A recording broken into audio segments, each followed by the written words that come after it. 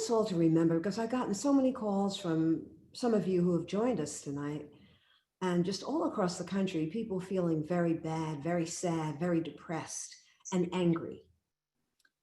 And I always try to look at, or I try to look through that, what I call the spiritual lens, and I believe that the divine hand is in everything, even those things that we see as disasters, and sometimes that's very, very hard.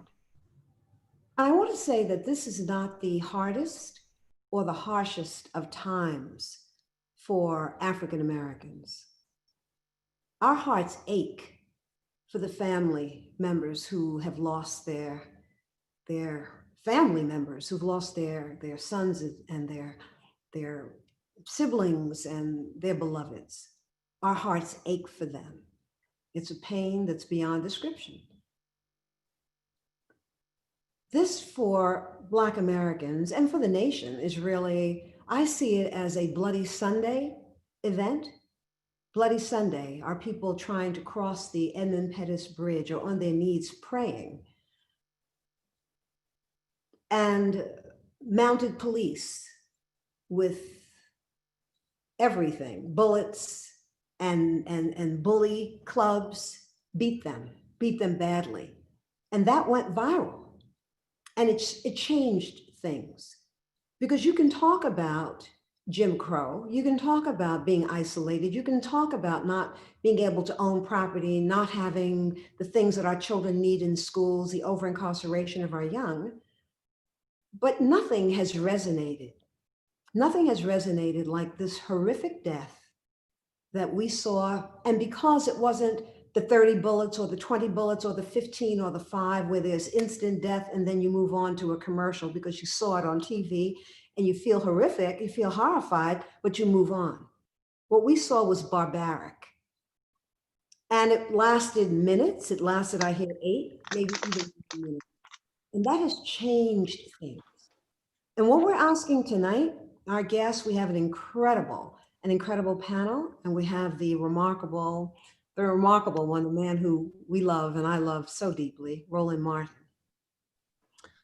We're looking for solutions. That's what CARES is about. The National CARES Mentoring Movement is really about solutions. And these, our community gatherings, our community wellness gatherings, they're not so much about analyzing this is what happened. They're more about how do we fix things and what role is each of us going to play.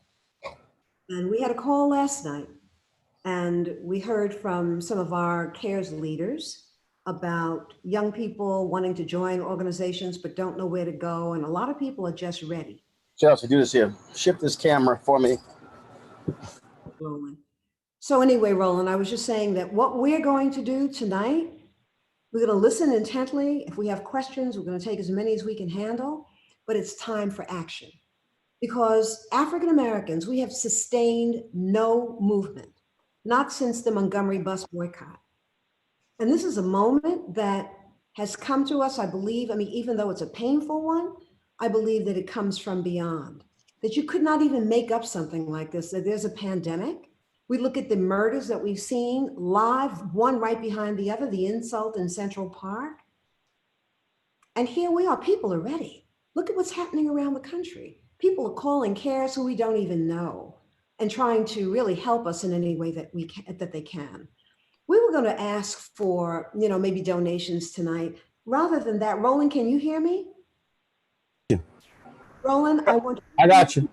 I want you to tell people how to donate to your effort, because it's singular. There is no other news show that we can turn to and see what's happening from the African American perspective every single weekday in this nation. Everything else is gone. We've lost most of our radio stations, our TV stations. The one that we have that was all Black owned no longer has a news program. So tonight it's about solutions. We're going to listen intently. We want to step away from this saying, this is the piece I'm going to take. I'm involved in housing. For me, it's education. For me, it's reentry. For me, it's the over-incarceration of. For me, it's healthcare. Whatever your lane is. And then what we're going to do, we're going to do research with a whole host of organizations and have probably thousands of organizations in cities across the country that people can join and build. Finally, Roland, I want you to tell people where they can donate to you, because you know what we don't do as African Americans? We don't support our organizations. We support our families, we support our churches, but we don't support our organizations, and they're struggling. Black Lives Matter. How could Black Lives Matter be struggling for money? Because in this environment, people are not donating. Our children, our cause, our community, we need our allies, and many of them are with us tonight, people outside of our race. But we, as Black people, have to make sure that we are investing in those entities that are invested in our forward movement. This cannot be a Jenna moment when it's Jenna, Gina, where everybody is marching down and then it's over and we forgot, what was that again? No, this is different and we're going to sustain this movement. So with that, Roland, well, I'm actually not turning to you yet. I'm turning the microphone over to Stephen Powell. Stephen, you're laughing, but you get ready to tell us where to donate to you because we're going to. I got you. Okay. So Stephen Powell is our Chief of Programs and Partnerships. And Stephen, I pass the microphone to you. Thank you, Susan, and greetings, family. I just want to go through a few community agreements before introducing our amazing guest this evening. We ask that you clear your hearts and minds for committed listening. If you're in our Zoom room, please keep your lines muted throughout the duration of this call, unless we ask you to unmute during the Q&A segment. This call will be recorded and later posted on our website, along with any other relevant information from our partners and speakers. And lastly, but not least, this gathering is always anchored in love. So we ask that you keep love in your heart and liberation in focus. We're going to communicate with respect. We have an amazing full lineup this evening, an all-star cast. Veteran journalist, managing editor, and host of Roland Martin Unfiltered is here. Unfiltered is the first daily online show focused on news, political analysis, entertainment, sports, and culture from an African-American perspective. Roland has interviewed presidents, but we've got something special for him tonight. David Johns, former executive director of the White House Initiative on Educational Excellence for African Americans under President Obama, and currently the executive director of the National Black Justice Coalition, a civil rights organization dedicated to empowering the Black LGBTQ community. We have Ryan Haygood from the Brick City, one of the nation's leading civil rights lawyers since 2015. He's been the president and CEO of the New Jersey Institute of Social Justice, helping communities of color to connect full-time, meaningful work and secure affordable housing and justice for those in the criminal justice system.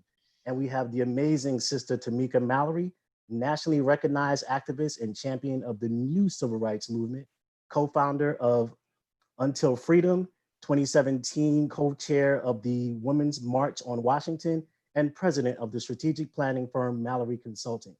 And finally, to close us out at the end of our call with words of wisdom and inspiration and a prayer, we'll have Dr. Bernice King, daughter of Coretta Scott King and Dr. Martin Luther King Jr., and CEO of the King Center. Welcome, everybody. Let's show them some love. They've been running around, speaking truth to power, pouring into our spirits. If you're on Facebook, let's get some love emojis going.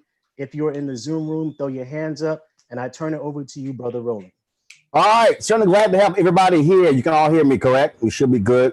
The reason y'all probably sitting there going, why is he eating grapes on the Zoom? I literally just ended my show. So for the last 2 hours, we've been live with Roland Martin Unfiltered. And so that's what we've been doing. And this is not just a Zoom call. When you happen to own your own stuff, you can also do what you want to do. So we're also streaming this out. So we're on Facebook, YouTube, and Periscope simultaneously on all the Roland Martin Unfiltered channels, plus the National Cares channel. And so on Facebook. And so we're doing all this simultaneously. Again, taking advantage of technology. Susan, okay, somebody said my mic is too loud. Okay, well, sorry. I talk loud. Let me go ahead. Let me go ahead in here. I can don't worry about it. Don't adjust on your end. I can lower the. Okay, all right. So my audio guy, my digital guy was like, "Yo, it's too loud. Don't worry about it. I dropped it." For the I know you're not having sound issues, Roland Martin. Yo, I know that. I don't have sound issues. Everybody. He just said I was too. He said I was too loud. So I want to go ahead and just go. Going on. It still ain't 100% clear, and I'm so excited. No. So that's what he said. But first of all, my stuff look good on my end. My VU meters work. So Susan talked about this outset. Here's a perfect example. I think this sets it up. Today, the George Floyd Memorial Service in Minneapolis, folks. It was carried on ABC, NBC, CBS, MSNBC. It was carried on CNN. It was even carried on Fox News, C-SPAN. Guess where it wasn't carried? On a single black network.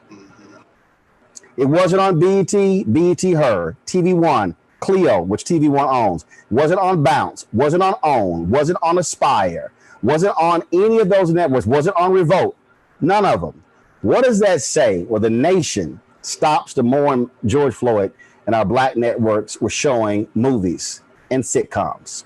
So I created this platform especially for us to be able to control, to be independent, to share things like this, which is what we're doing. And so we are driven by our donors. And so people can give via Cash App, $RM Unfiltered, of course, paypal.me/R Martin Unfiltered. You can give on Venmo to R Martin Unfiltered. And also, of course, we have folks who actually, and I was literally opening checks, people seeing cashier's checks to us at 1625 K Street Northwest, Suite 400, Washington, D.C., 2006. That's critically important because we've got to be able to tell our own story and control our narrative. And so what Susan set up here is really important because here everybody's focused right now on protesting Tamika, and they're in the streets. But today at the funeral, what did Ben Crump say? He said, we have to change public policy. So Tamika, if we're talking about strategies and moving people to that, speak about the work that now has to be done to begin to implement the very difficult changes in city government, county government, state government, federal government when it comes to police accountability. So one of the things I found, first of all, let me just pay homage to Susan Taylor, the incredible, the great Susan Taylor. I am just elated to have this space and that thing that we were doing. Can we do that again, everybody, for Susan Taylor? No. Yes, for you. You're just such an inspiration to me. Thank you for having me. One of the things I realized, Roland, and it was really it crystallized everything for me when I was thinking about chokehold. And I said, okay, in New York, it took us 5 years to get Daniel Pantaleo fired for choking Eric Garner to death, but he ultimately was fired because the chokehold is illegal in New York. When we went to Minnesota, I found out that the chokehold wasn't illegal. And I said to myself, we've got to have one standard. You can't have different states with different laws. We need to have one protection under the law everywhere. And that's going to take work on the federal level. So we're going to have to push to ensure that on the federal level, there is a standard across the board for some of these things, because guess what? It's not like we have rights that anyone actually pays attention to. So we at least need to be able to cite something when we go to court, right? They have stand your ground. We certainly can't use your stand your ground, but we can't even use a chokehold in certain states to say this is illegal. So I think that's one. Two, these cases, and I've heard Attorney Ben Crump, Attorney Lee Merritt, and others talking about this. I think they made an announcement last week that these cases cannot continue to be looked at as in silos, as individual isolated incidents. They have to be looked at from a perspective of what white supremacy and what racism, systemic racism is doing throughout our systems. Again, something that has to go to the federal level. A lot of people like to say, okay, local elections, we know those are important. We've got to be invested in local elections. But if we allow, and I hope it's okay for me, I was invited, so I'm just going to say, speak my truth here. If we allow Donald Trump to become president of the United States again, we can hang all of that up. So we've got to, while we're marching, march down a few streets. And I'll talk about those streets. We have to march down the census street because our people need to be counted. In this election, in this year where this is a census year, we cannot afford to allow ourselves to miss the opportunity to be counted. that is going to determine so many things about the browning of America, which has white folks really, really, really stressed. Okay, those in the power structure are really stressed about losing power. And therefore, we have to make sure that we know our numbers, that we are counted, and that we get the resources in our community that we need. And I said to someone today, they said, well, I don't understand the census, help me.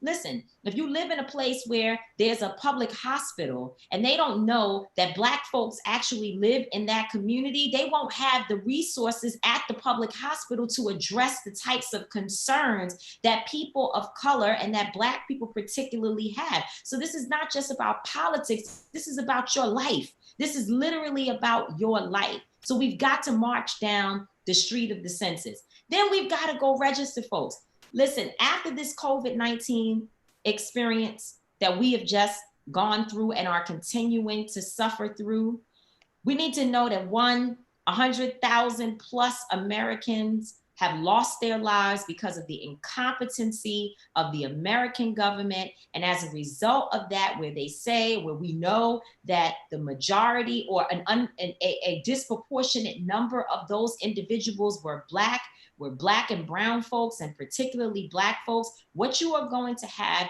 are people who feel disenfranchised. They're mad as hell. They don't even understand why they need to vote. Grandmama is gone. They might be too afraid to show up at the polls because we're hearing that there may be another wave coming of this coming in the fall. So we have to register people like we've never registered to vote before, because we need extra people. Some of our seniors are no longer with us. You know, Miss Mary, who used to go out, Roland, and get people registered to vote, she might not be alive because of COVID. So we've got to actually go down the street of registering people to vote. And then finally, we can't just register or just talk about all these things and not show up at the polls. And we know if it's raining, if it's snowing, if it's, if the conditions aren't right, if we got an attitude, if somebody scares us and tells us that the polls are dangerous, we may not show up, because sometimes we can be that fickle. And to be quite honest, again, me just being real, I don't feel like I have a candidate that I really love in this race. But I understand that this is not about who I love. It's not about who I like. It's about the fact that there is imminent threat. There is a boogeyman in the White House. Now, should we operate only based upon that? No. We need to demand things from Joe Biden. We need to make sure that he's accountable to our communities. But at the same time, at this point, we must get this man out of office, and we have to do everything possible to make that happen. So I think those things are necessary in this moment. So the reality is this here. The reality is, when you talk about, David, when you talk about mobilizing, organizing, it's not tied to political party. It's not tied to who is on the local level, who's in DC. It's really issues that you care about. And so give us a sense from your perspective, what we should be focused on in terms of how do we begin to organize and mobilize people. So for instance, you can have thousands of people who show up, right? And literally, just so everybody understands, our office, we're at 1625 K Street, 16th and K. We are 2 blocks. You go up 2 blocks, we are standing right in front of Lafayette Park. The White House is right behind it. So all these protests have been happening right here on our corner. So David, thousands of people. But what I've not seen, and maybe it's been happening, but what I've not seen, David, I haven't seen data collection. I haven't seen folks getting names and numbers and things along those lines, because when it's time to now try to get legislation on Capitol Hill, Tamika Mallory at that point, you're going to need people knocking on doors. So they come out for a protest or a rally, but you got to be able to mobilize and organize them to get legislation passed. Speak to that point. Yeah, none of this will happen unless people actually move and motivate and require people to do something, which is what we see happening in the streets right now. What we are trying to do is 2 things. One is highlight, it's not being covered on the mainstream media. You know this, Roland, that's why you do what you do. But there are organizers who have been in these streets, who were there before COVID, who were there before the cameras, who'll be there long after this moment has moved past us, who are organizing and who are collecting names and data and trying to supplement the work that the Democratic Party should be doing. We're trying to sharpen Joe Biden so that his team is able to do it as well. but it's a missed opportunity. One thing that we are also trying to do is support all of these protests. It should not be the case that people are risking their lives to do anything, to demand justice or to show up and vote. And so we're trying to learn lessons from the past and ensure that as people are out there doing exactly what y'all been doing, Roland, I saw you out there with those white shorts, commit sins. While people are out there, we're trying to make sure that they are safe so that they can get tested for COVID and that they also know where to vote and how to vote. Not only is it important to ensure that we're focusing our attention federally, I echo everything that Tamika said.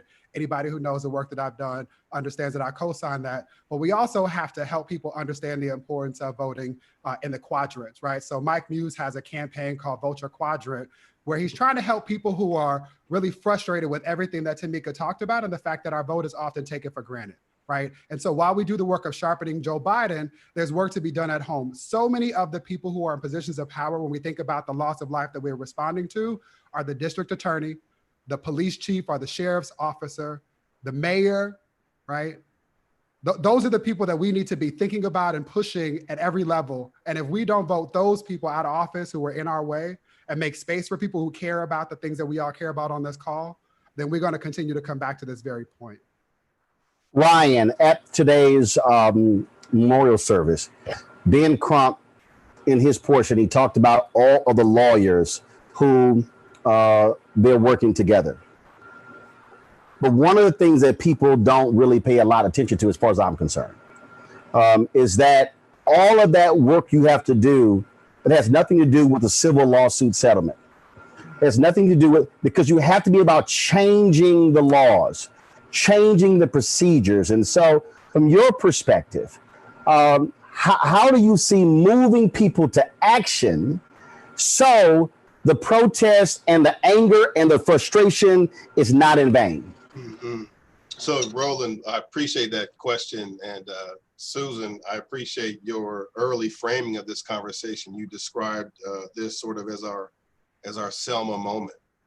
And I do think about this being our Selma moment. We can draw inspiration from the way in which change was effectuated on that bridge that connects Selma to Montgomery, the Edmund Pettus Bridge. And as folks know, people literally put themselves in harm's way to move this country closer to its high ideals and away from its low practices. But that march was designed, Roland, to your point, to effectuate structural change, to effectuate changes in the laws. And that march, as folks know, led to the Voting Rights Act, which within one generation led to the election of the first Black president, who served for 2 terms and who appointed 2 Black attorneys general, the first Black male attorney general, the first Black female attorney general.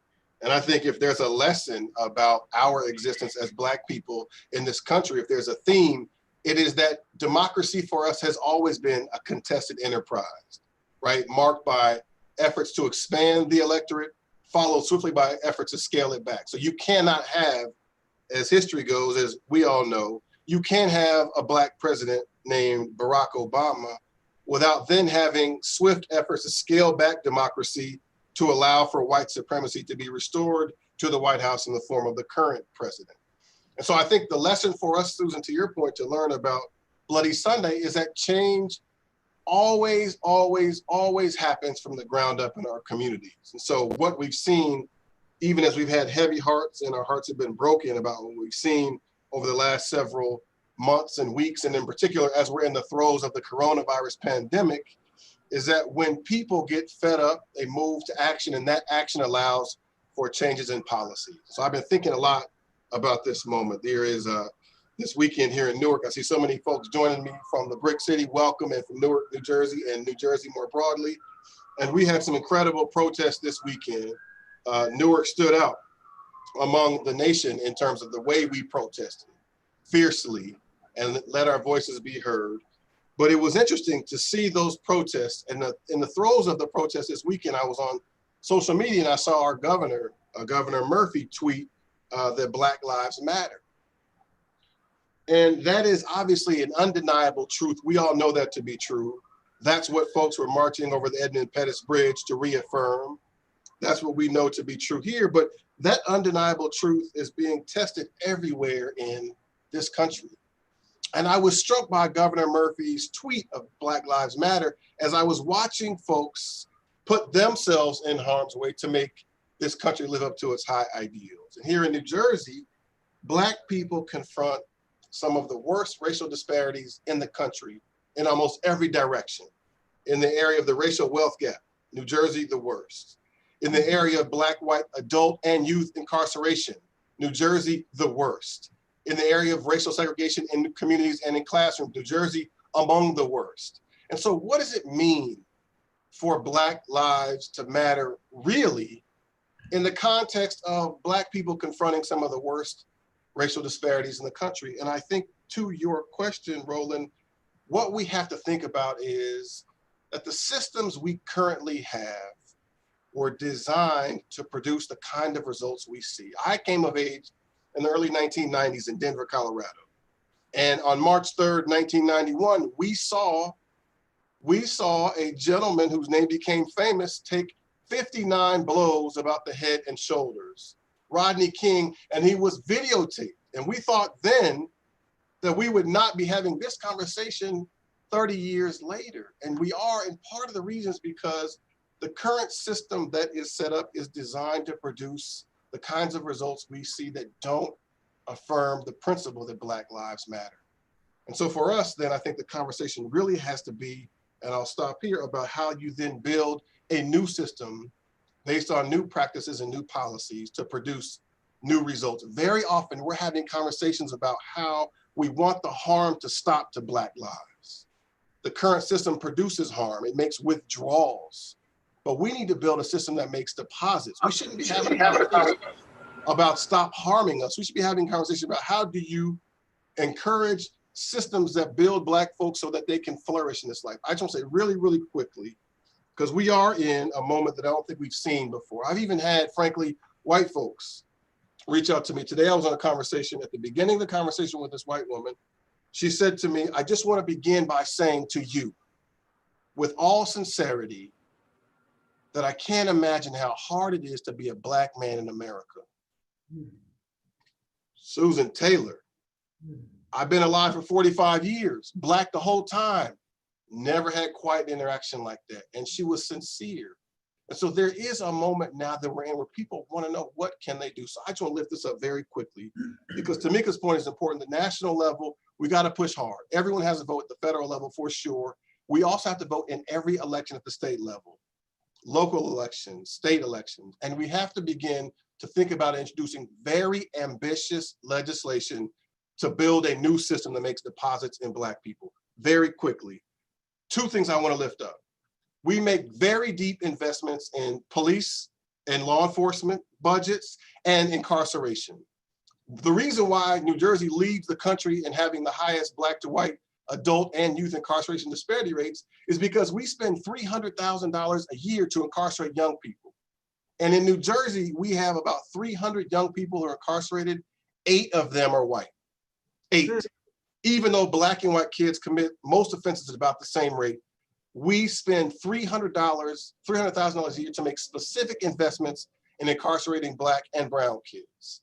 And it also follows in the adult system. And so why these racial disparities exist is because we invest in a system that invests in doing racism that impacts Black people. We have to focus on policies in every state that reduces the law enforcement footprint, that reduces the youth and adult incarceration footprint, and begins to reinvest those dollars on the front end in building communities, on the back end and helping to facilitate rehabilitation and reentry.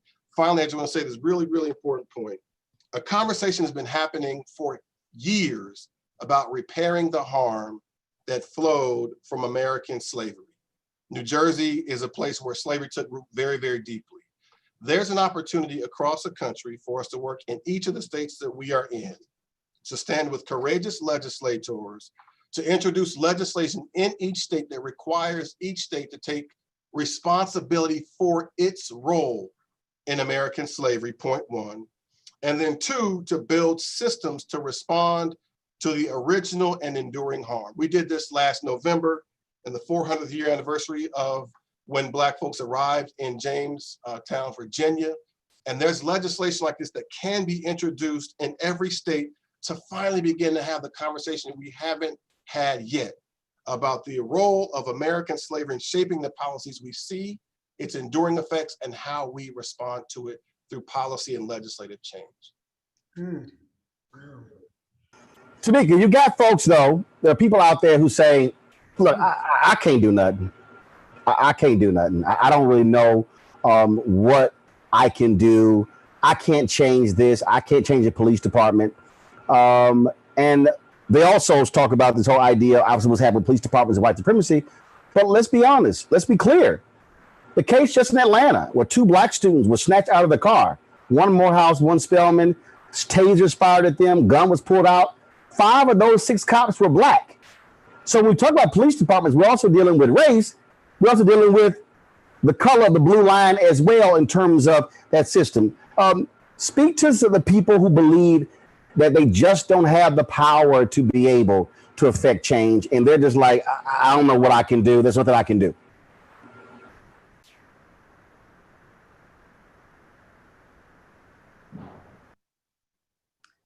Pick an issue, you know? I mean, guess, it's just that each of us must pick an issue. We can't do everything. And I think that's what overwhelms people, because we're looking at, you know, this whole breadth of problems. But if we say, you know, I really care about early childhood education, well, make that your lane. And I think we have to have conversations about this, not so much about who married who and what's happening with this celebrity. We know everything about celebrities' lives, but we know nothing about poverty, how it's shredding our children's lives. So we have to change the conversation. And it has to be about those things that we're talking about tonight. And building. And to Susan's point, to connect this to the broader conversation about policy, we talk a lot about federal policy because we know that it's encompassing, it's enveloping. When there's a state that wants to be a bad actor, having the ability to point to something that's codified federally provides protection and cover. But we have opportunities to think about policy application in so many different ways. And so if we think about Brother Ryan's comments about history, each of us have the ability to teach that which is intentionally not taught to our babies in our homes and in our communities. That's one of the most important things about the restorative justice circles, is being able to see, validate, and affirm the things in our babies that the systems are designed to take away from them. And so teaching African history outside of February is a policy decision that we can implement 365 days of the year, not just when McDonald's tells us that it's appropriate, right? Similarly, we can take the application of applying policy changes to holding elected officials accountable. I watched, talking about Rodney King, I remember the feeling of sitting at home in Inglewood, California, watching South Central burn. It's been really hard for me not to answer when people have asked me recently how I feel about the Grove and Beverly Hills burning, because my answer is I really don't care. I don't care about people who value property over the 3/5 of people that benefit white people when it's convenient for them. And we have an opportunity to hold people like the mayor in California accountable when he says, I care more about property than I do about your value. Vote him out now. All of that are things that we can be doing while doing the work that Tamika talked about. I also want to highlight that there are so many people who say, I don't want, I hear you about the voting stuff, and I received the message that people died for it, but my vote's not going to count. We have to honor that we live in a corrupt system where that fundamental frustration is real. And so we also have a lot of work to do to ensure that if people risk their lives, what we're asking some people to do is to risk their lives to vote, right? If people can't mail in a ballot, they have to physically go outside. That is a risk. If people are going to risk their lives, we have to ensure that their vote is going to count. So there's also a lot of work that needs to be done around ensuring that competent people of color with a social justice lens are working at polling places. I'll tell you why. Because I had a mentee of mine, the deputy director of the White House Initiative on Educational Excellence for African Americans. She's a doctor, a teacher, a university professor. She showed up to go vote on Tuesday. And a well-meaning white woman took her ID as she's supposed to based on practice, and she said to her, this is a really nice ID. It almost looks like a mugshot. I can tell it's you, even though you have a mask on your face. I say that because sometimes we get it twisted and think that white supremacy and oppression only shows up as mediocre white boys in bed sheets and tiki torches. It also shows up in the very places that we have to move through in order to enact the kind of political change that we're talking about. And there are some of us that are better equipped. I saw my brother Ron and some other leaders on here who know how to do that work. We have to put our bodies on the line so that the members of our community can show up and be counted. Listen, Karens are everywhere. And Chads. Can you hear me? You Yeah. heard me? Yeah, Karen? we And got you. Chads and Brads and all of them. And chat, exactly. And that's a real thing. Because I was just thinking about the Women's March and how Karens were so prevalent in our space, where as we were trying to organize at every step where we had progress, and Roland was with us every step of the way, so many times the Karen factor, the white tears, was where it was we were torn apart by it. But it wasn't just that, it was also the Black folks, Black women, who, because of the trauma that we've experienced, we uphold Karenism within our own communities. And so people don't feel like they want to be in space with us, because when they meet us, they don't feel comfortable, as if they're being invited into a space that's honest. And what made me say this, David, is your point that some people don't think they should vote. They do not see the point of showing up to the polls to vote for two people that they believe are the lesser of two evils. People are tired of doing that. And so we've got to help folks reimagine what it looks like to not have to assimilate and to code switch in order to fit into environments that are not safe for us, and to be in environments where we feel like we are going to be successful, we can thrive, we can be our true selves. We've got to create those spaces. And to be quite honest, some of our organizations are too elite to even give that space for our people. Keisha does not fit in some of our organizations. Right. Okay, maybe Keisha Lance Bottoms does, but she's an exception. She's not the rule. Ray definitely, he knows not to show up even at some of our churches. And you want to tell them that they need to pull up their pants and take off their headscarf and go to the polls to vote for this candidate who, in their minds, has not committed anything or made them feel like what they're doing is going to have an impact on their bottom line. We got to stop doing that. We have to figure out a way to be able to put forth individuals and to get behind those individuals, and to not be so afraid or so boxed into what folks say, what the DNC says, what the RNC says, what the so-and-so says, where the big money is coming from, where labor unions are, that we are unwilling to imagine a world that exists without police in our communities, a world that uplifts the most marginalized communities, a world that is healthy. We have to figure out what we need to do to push our people past this place where they feel like they're being forced to make decisions that don't work for them in the end. And so in order for us to do that, before Roland, I really need to Go ahead. And I'm gonna lift up you, Tamika, in this moment, because this morning you leveraged your platform and your space to offer up another name. It wasn't Keisha, it was Ayanna Dior. Ayanna Dior is a Black trans woman who was beaten by a group of Black grown boys. I'm gonna say boys because men don't hit women, cis or trans. Right. Ayanna is the latest in a string of violence against Black queer people who get erased because of the way that white supremacy, anti-Blackness, homophobia, trans misogynoir works in our community. So many people throughout the country know the name of George Floyd, and they should. They know the name of Breonna, and they should. They know the name of Ahmaud, and they should. Seldom are Black people saying the name of Tony McDade, a Black trans man who was shot by the police in Tallahassee, Florida, just last week. Within 24 hours before that, he was also beaten, a Black trans man. McKinley Lincoln, a Black gay man shot in the head, the victim of a suspected hate crime in Alexandria, Louisiana. These are Black people. This is June. June is Pride Month for a lot of white people. I say that because the rainbow stuff and the public parades don't really work for us. Most Black queer people live with other Black people. We are always Black.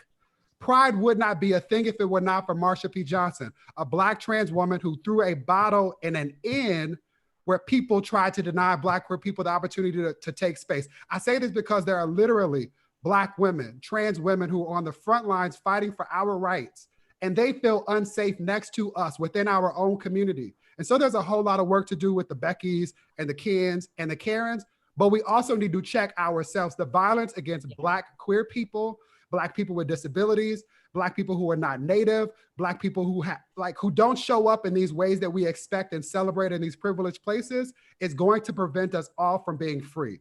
Period. Full stop. Well, one thing that screams at me, Ryan, is that, and I talk about this all the time. For us, for all of us, everybody who's on here, we live and breathe this stuff every day. I'm in DC. If you could be in New York, the whole policy piece. I keep making the argument, though, if we're talking about moving people to action, if we're talking about getting them just out of that zone where they think they can't do anything, we have to connect the dots. Yep. We have to walk people through. One of the things that, and this actually happened right before the coronavirus hit, I was at Dulles Airport, and a brother who worked at the airport came up to me and he said, Mr. Martin, I watch your show. He said, but I got to ask you a question. I saw your YouTube channel and you said people who didn't vote in the last election were stuck on stupid. Mm-hmm. He said, I didn't vote. He said, do you still believe that? I said, yes, you were stuck on stupid. And he's like, I said, but let me explain to you why. I said, man, what's the most important thing you care about? And he told me. I said, let me explain to you how the person in the White House has a direct effect on your life in that area. So I began to walk him through. I said, what's the second thing you care about? And then he told me that. I said, I connect the dots. I said, the third thing, connect the dots. He said, damn, bro. He said, I had no clue. He said, I will pledge to you right now, I am voting this year. Yeah. So there's a white teacher, there's a white guy who's watching this all go down. He walks over, he said, Roland Martin, he said, I know who you are. He said, I'm a teacher. I appreciate that you stood there and actually taught him. And I think that's the piece. I think what happens is too many leaders are just saying, vote for this person or we died and you got to vote. But we have to connect the dots for the folk who don't know, who are saying, look, I want to do something, but I have no idea where to go, no idea where to start. We have to learn to connect the dots in a very simple, easy way.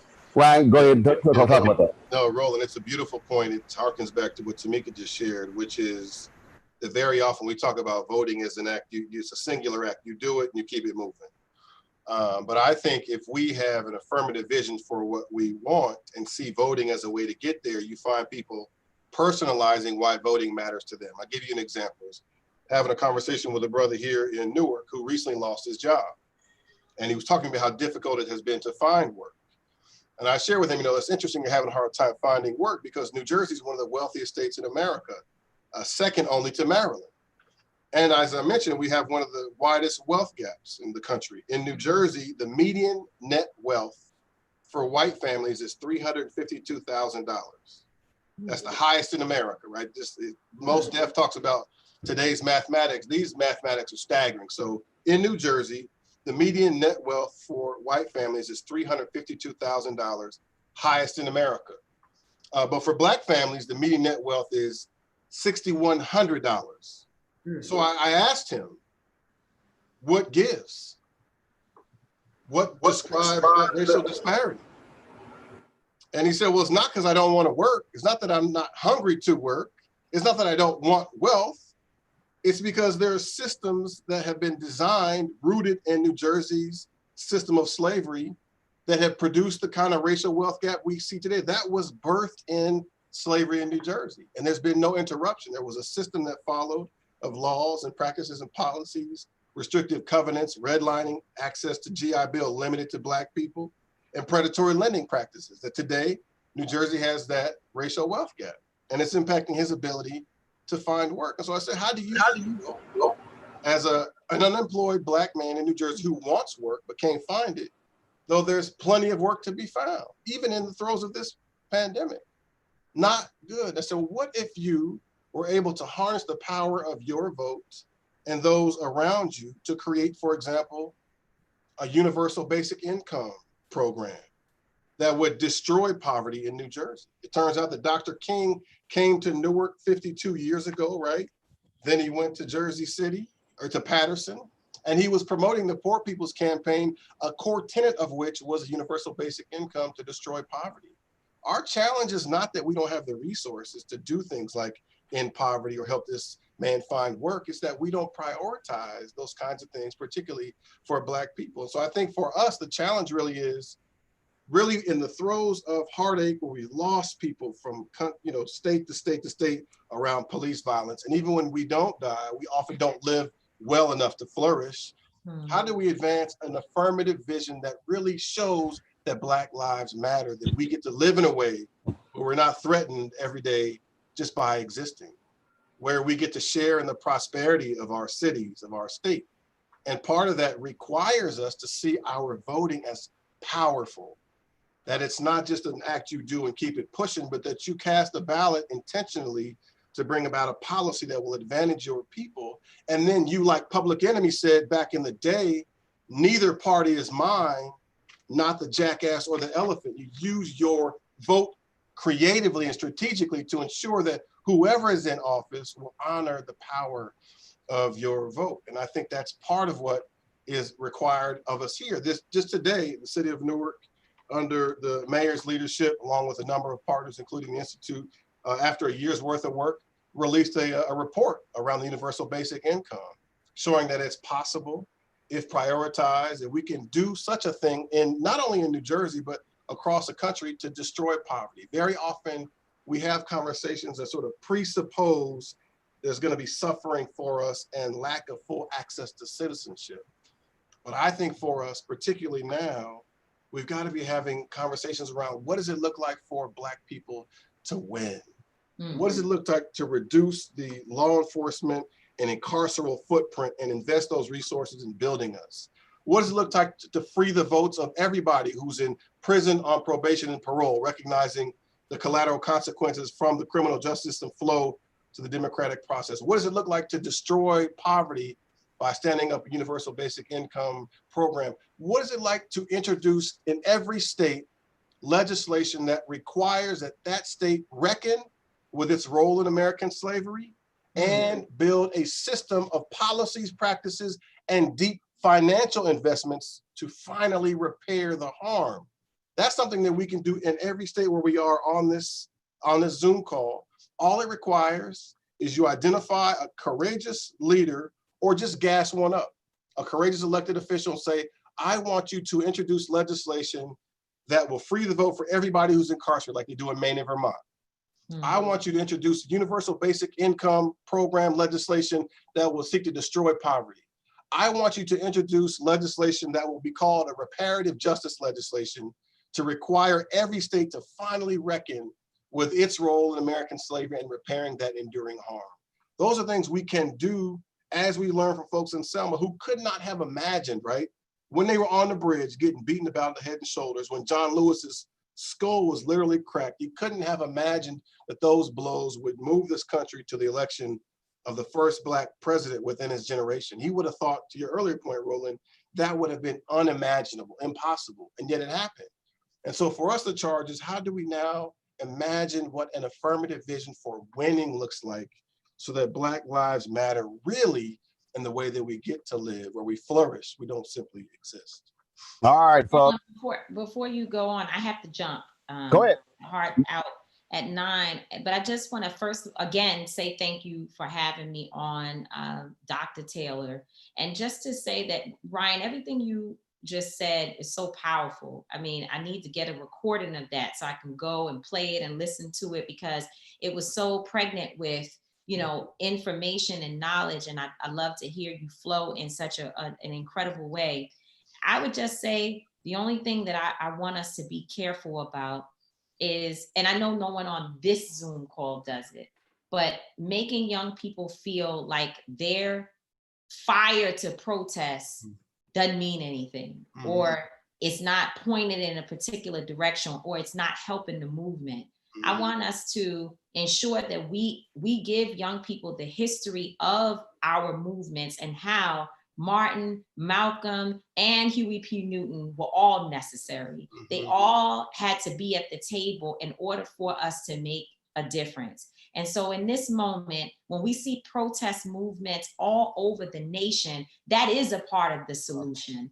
We shouldn't treat it as though the protests are just protests and we need other solutions. Yes, we need to continue to carry the baton. And as I said, allow young people and people in general to understand that they must be marching towards something. But it is a central component to what we saw happen. Voting may have been responsible for the chief, the police chief, a Black man in Minneapolis, who was responsible for firing those 4 police officers who killed George Floyd very, very quickly. That is true. But what worked in this particular situation is that people refuse to go back, just as Susan has said already tonight, that the world changed over the last few days, and we're not going back to what we were before. It's changed over the last few months while people have been locked in their homes under this COVID-19 stay-at-home order. But people left their homes afraid, stressed, with their mask on, and they went to the streets. And I saw young people on those streets. They were being tear gassed, and very similar to what we've seen in the 60s and in Ferguson in the recent history, they picked those tear gas cans up and they threw them back, and they stayed out there. They washed their eyes and they kept on going. They kept on trucking because they realized that they're fighting for their existence. They realized that where some of us are comfortable, they are not.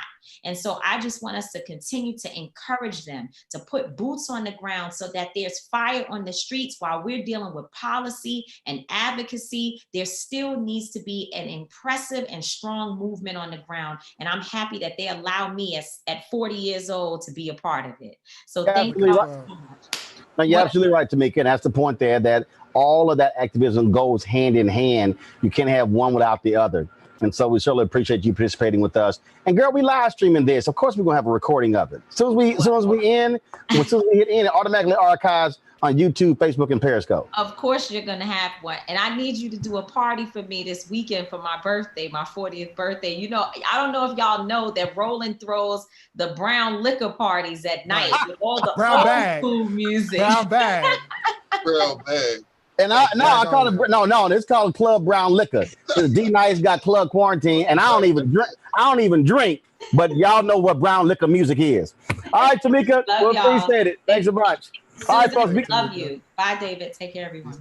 All right, we got some questions here. I want to get right to them. Let's see here. Tracy on Facebook, where's the Black agenda that we all honor to hold elected officials accountable? Does that exist? I'll start that off, and then Ryan or David, y'all can jump in. Susan, you can jump in as well. There are multiple Black agendas. First of all this talk that there's no Black agenda is a lie. All of our organizations have agendas. The NAACP has an agenda. They have a report card. National Urban League has one. You have David's organization has one. Fraternities and sororities have one. So we've got to get Black people out of this notion that there's only one leader, one organization, one agenda. I think what happens, though, the problem is when we don't come back to our members to say what we accomplished. So you can put together a great list, but are you achieving anything that's actually on your agenda? That, to me, David, is a problem that I see. Go ahead. Yeah, I agree. To underscore that point, many of the organizations that you mentioned, including the National Black Justice Coalition, you can find our policy agenda on our website, have been lifted and included in the plan that the Biden campaign has released over time. Also, to Roland's point, a number of our organizations and a lot of folks know and follow Angela Rye are working to ensure that we are helping to sharpen the candidate so that as we continue to get closer to this election that is less than 200 days away, he is able to reach those people who are still not yet convinced that he is who we need to support to be our president.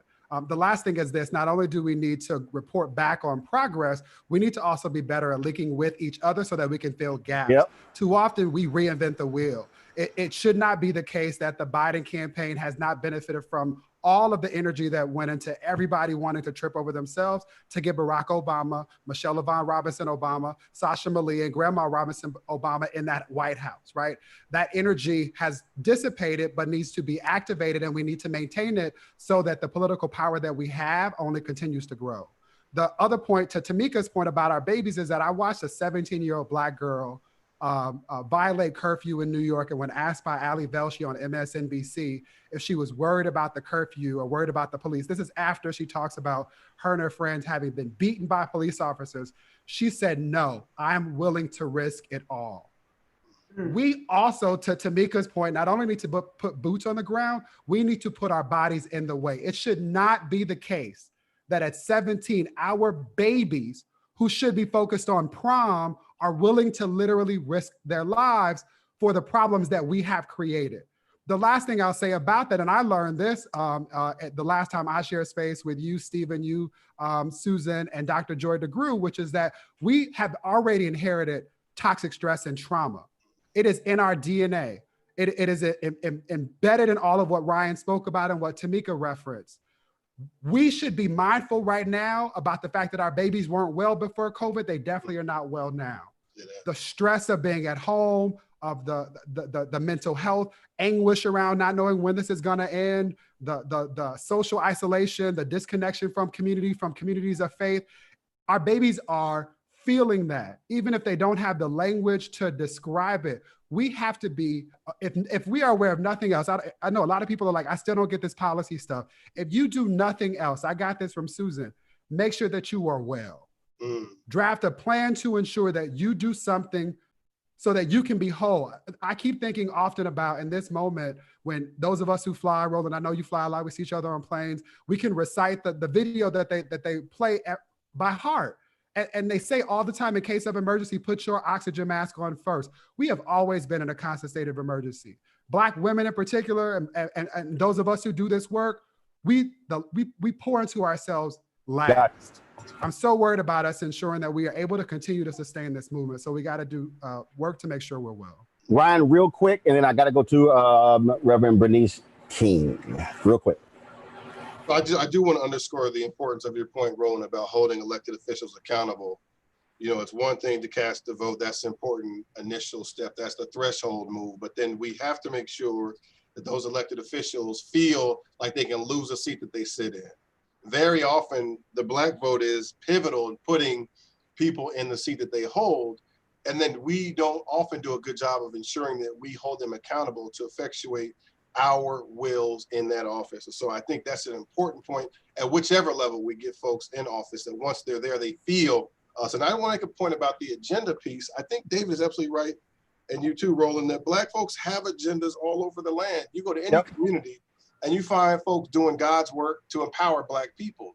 It may not be the case that there's a universal Black agenda, but I think that there is certainly an agenda serving Black people in each of the communities where you find them, including where I am right now in the mighty city of Newark, New Jersey. And I will say this here before we toss it to Susan to bring on Bernice King.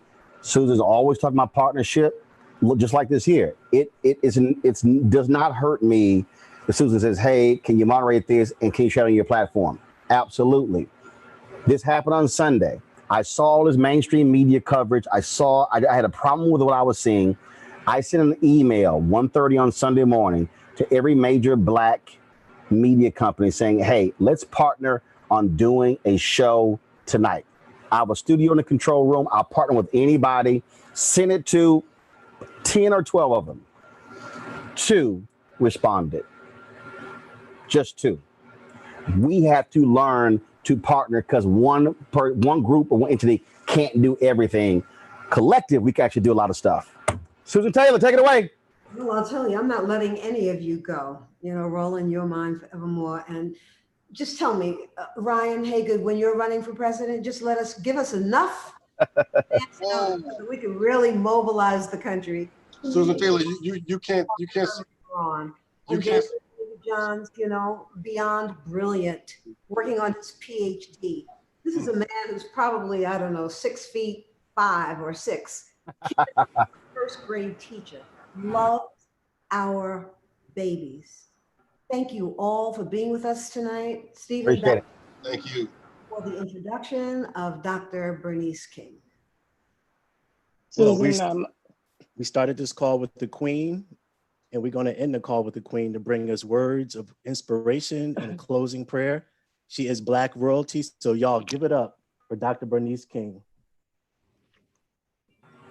Thank you very much, Susan. I want to thank you for including me in tonight. As I've listened to everybody, it is apparent that we have enormous work to do. And I just first want to thank everybody for the role that you are playing to, in essence, continue from where my father was snatched from us at such a young age.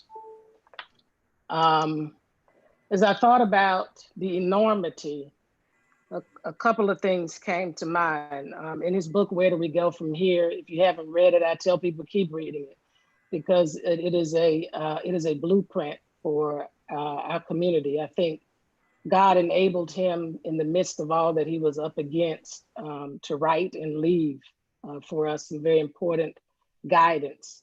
And so he said, going forward, the nettlesome task will be to discover how to organize our strength into compelling power so that, he said the government at the time, but I'm going to say so that the power structures cannot elude our demands.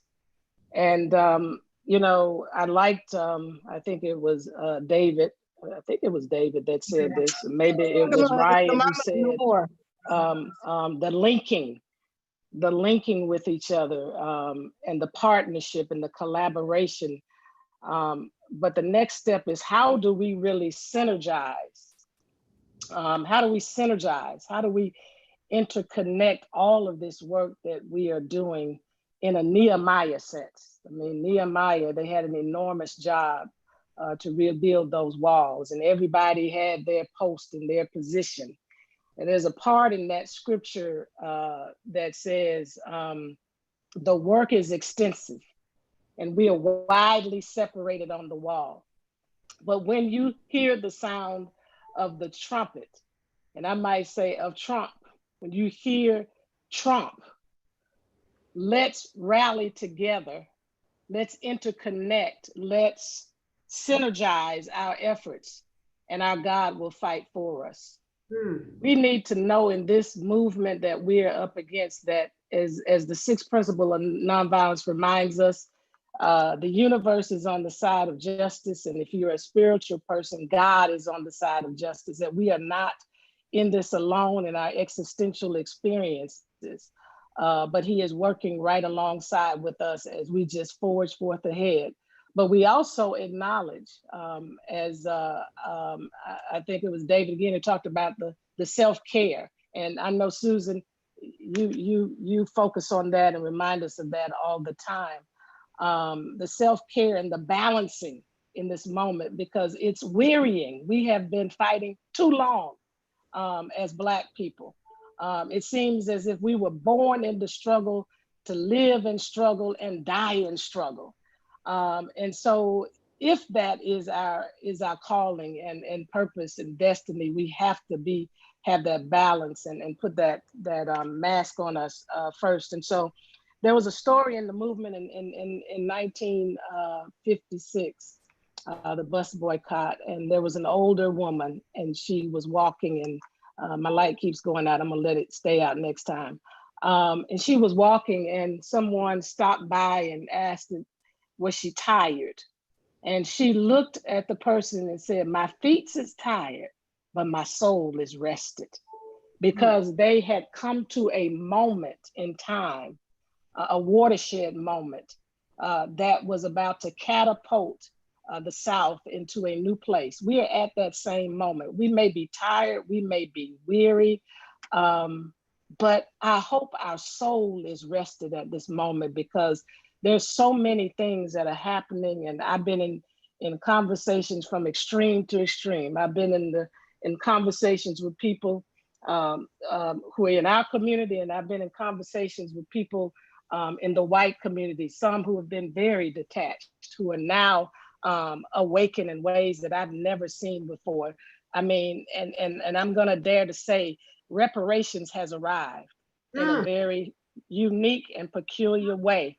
You know, we've been trying to figure it out and analyze it and put it together but the reparations are here, and we have to make sure we steward this moment appropriate so that we get everything that is due to us from that bad check that my daddy came to present on the steps of the Lincoln Memorial, that will not return insufficient funds this time.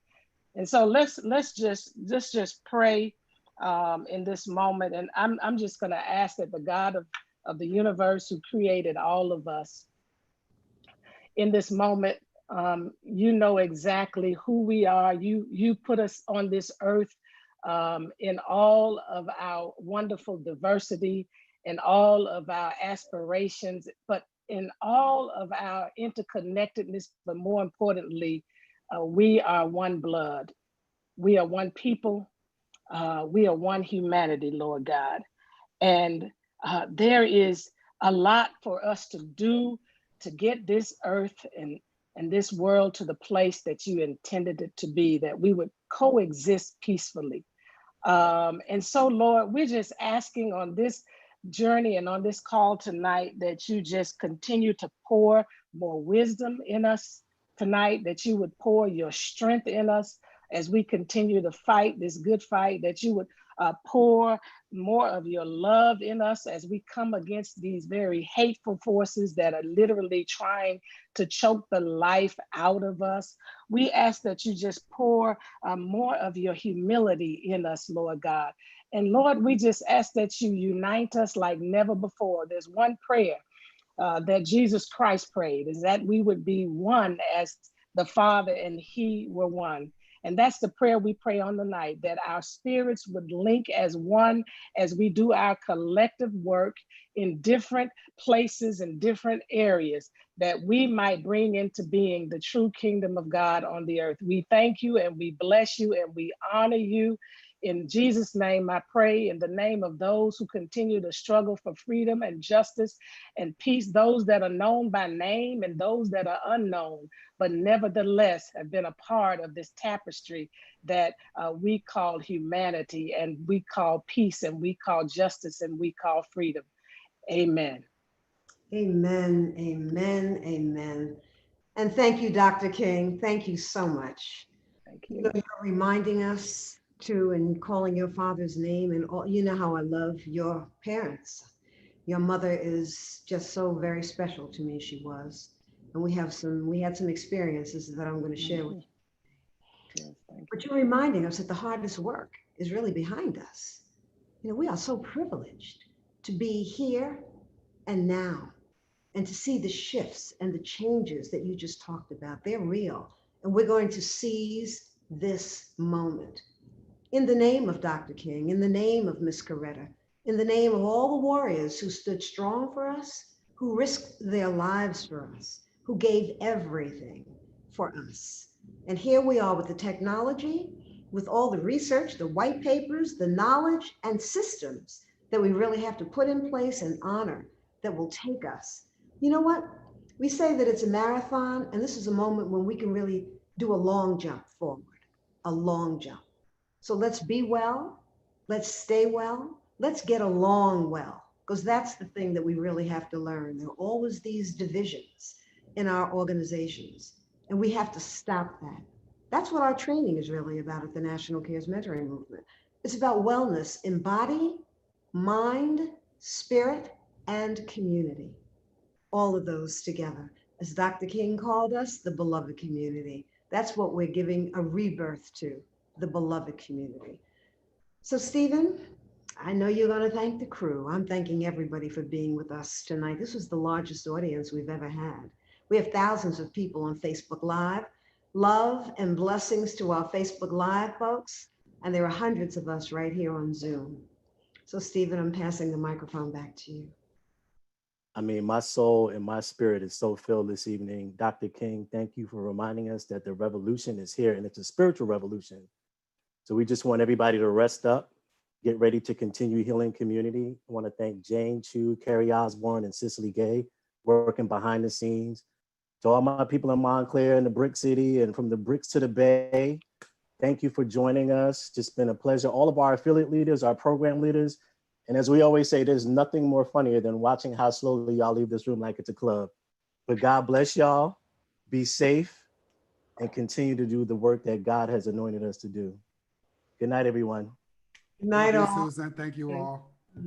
Thank you, Brother David. Good night, everyone. Love you, man. And Ryan, we see you, Good night, Charity. everyone. Thank you so much. Bye. All right, everybody, stay well, stay Carlos, blessed. I see you, Thank Carlos. you. Good night. Stay blessed. Carlos. Good job. Kita, hey. Everyone. Good night, everyone. Good night. Love you. Night, Good night. everyone. Bye. Good night. Good night, Dr. Faya.